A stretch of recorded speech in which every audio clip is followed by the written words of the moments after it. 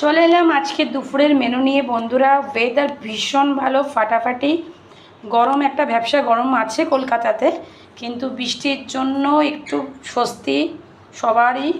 এত গরমের হাত থেকে সবাই একটু রেহাই পেয়েছে। তো চলে এসেছি মধ্যাহ্ন ভোজ নিয়ে, তোমাদের সাথে শেয়ার করলাম। তো এই হচ্ছে পুঁই শাকের কুমড়ো দিয়ে তরকারি বলো, ঘন্ট বলো, ওটা বানানো হয়েছে, আমিই বানিয়েছি।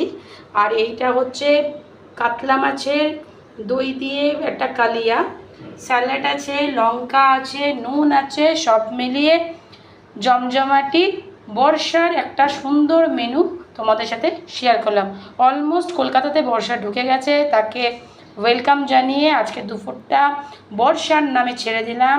কে কোথায় থেকে দেখছো তাড়াতাড়ি কমেন্টস করো, কার কাতলা মাছের দই দিয়ে খেতে ভালো লাগে, পুঁই শাক ভালো লাগে, দুপুরের এই